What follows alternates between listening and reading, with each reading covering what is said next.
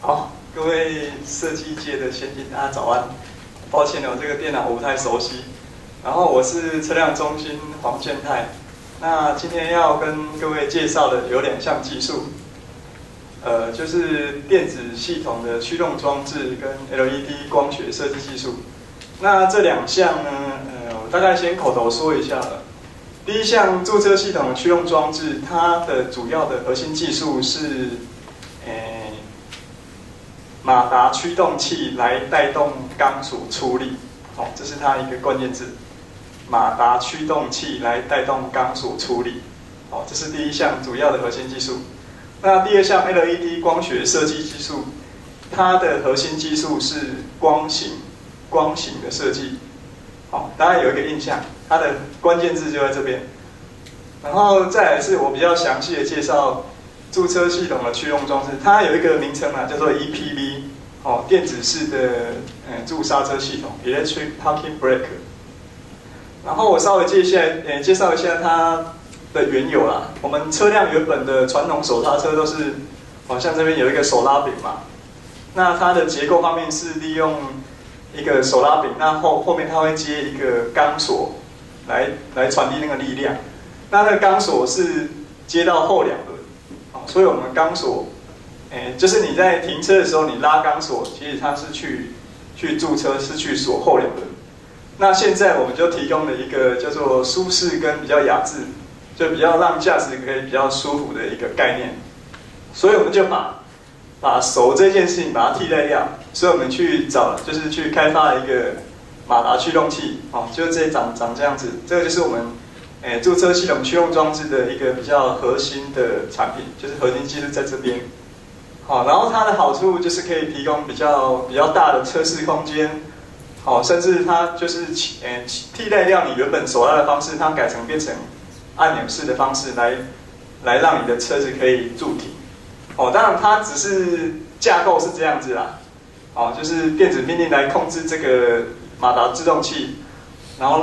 让那个钢索出力去拉后2轮，它的架构是这样子。然后它也有一些就是智慧化功用，这个是刚刚比较基本的方讯，就是它可以利用就是 One Touch 的，就是可以达到驻车，你就不需要去拉那个手刹车的拉柄。像我们有一些驾驶者，他会有一些，就是他忘记放手刹车，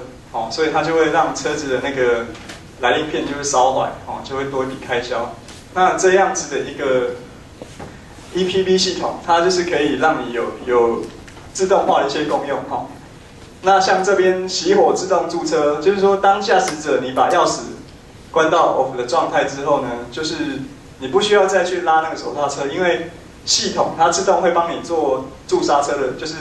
自动帮你拉手刹车。然后在底下这个情境就是我们在斜坡辅助嘛，假设啦，像现在大陆或是巴西一些其他国家，它的就是斜坡会比较多，那他们使用的车大部分是手排车。那今天有这个系统之后呢，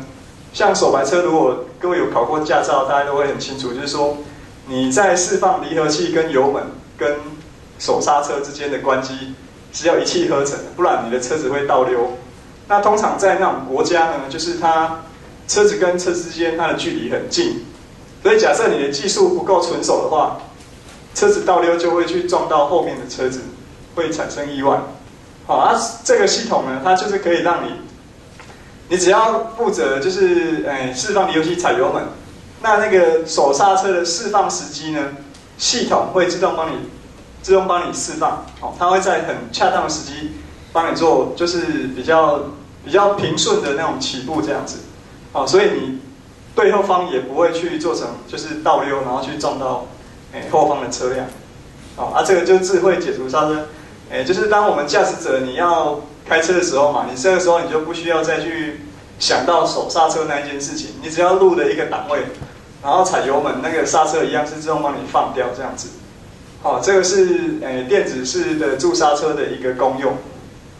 那我们这个技术呢，它有一个优势，因为其实这个系统不是我们台湾我们车辆这边在做而已，这个系统在德国就是欧洲。我们都知道车辆在欧洲、德国算是最先进的国家，那他们有一个算是市占率最高的一家 Continental， 就是它一间供应商。那我们看到它的内部结构是这么复杂，然后我们自己的技术就是可以把它做得很单纯。所以我们在技术的突破上呢，就是说我们的体积可以缩小这个竞争系统约50%。那在成本上呢，我们约就是它的60%到70%。所以说等于功能是做一样的，但是我们的技术有它的竞争优势。这个是这个系统的技术这样子，技术特色。简单来讲就是它结构简单啊，然后比较就是低成本，然后可以供应一些比较平价的车款去搭载这样子。好，然后在这个系统在其他的应用范围，我这边做一些我自己想了一些啦，然后给各位参考。因为这个功课应该是给各位设计的先进来发想。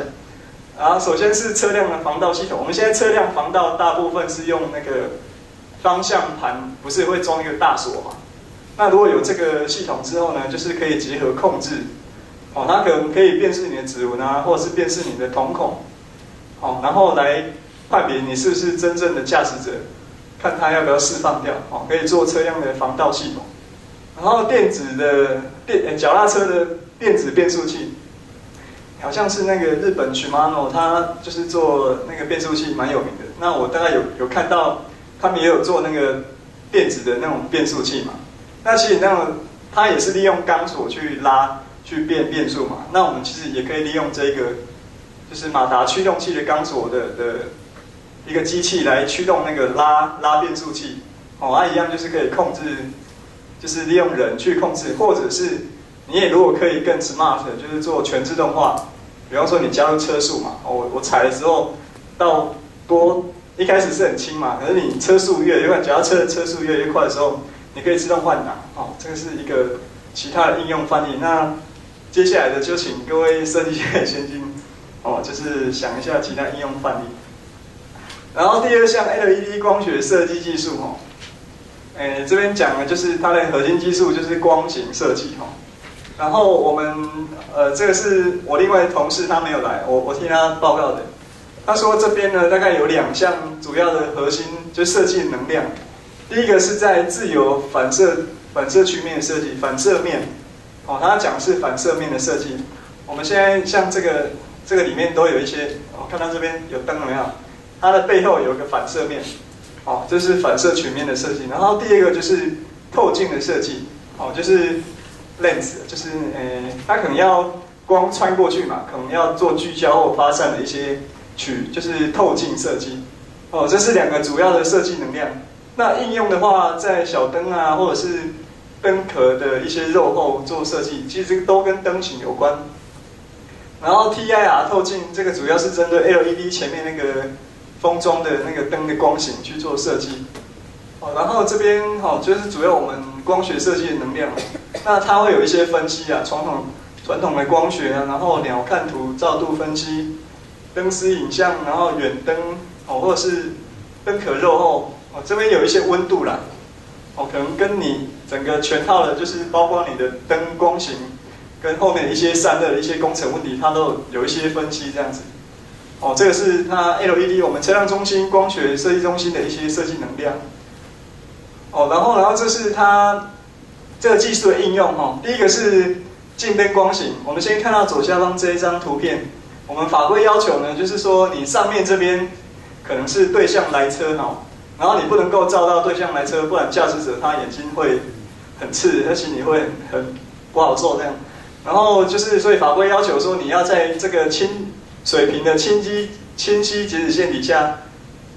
以上不能有光。右边这边呢会有一个斜伸上去，是因为要照到你右边，因为我们是右驾嘛，就是你要看到一些路牌，所以这边要有点斜上去。那这样的光型呢，就是一个需要我们就是光型的设计这种技术来做的一个应用，就是近灯。那它的应用就很多，像美国的，就是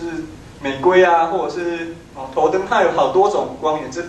这部分我比较不熟。那光型就是它的对应的法规的要求所以它就是我一直在强调这光型的设计，它需要什么样的规范，怎么样的光型，我们就可以设计出符合那样的规范的光型。好，然后第二个是刚刚是近灯嘛，然后第二个是远灯。好，远灯它是一个比较扩散出去的，就是一坨一坨上出去，它的光型是这样子，跟刚刚的近灯那种水平清晰截止线是比较不一样。然后第三个是昼行灯的光型，它又是长这样子。这个大家看一下，这是它的产品的一个长相，一个雏形啊。OK， 然后这个就是刚刚就是远灯、近灯还有昼行灯算是光型设计的应用嘛，然后这个技术的核心技术，我们的专利在哪边？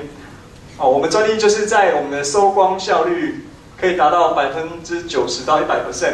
那看竞争对手的话，他呢，他举了3个例子啊，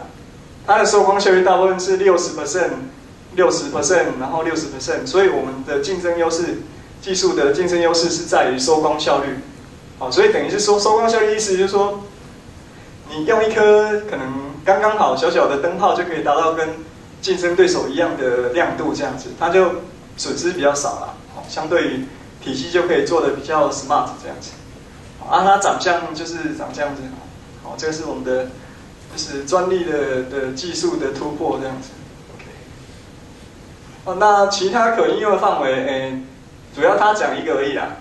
这个跟上次应该是工研院讲的那个有点像，就是防止光害。就是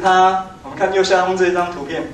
他希望这个路灯把灯光照在这个路上面就好了。那其他这些有植物的地方，就希望不要去照到这样子。就是跟光型也有关系。就是它清晰截止线在这边，它这边不要照到，它只照到这个，就是这车子要看到的地方就好了。其他这是刚刚有叙述过的车灯啊、近灯、雾灯，等等。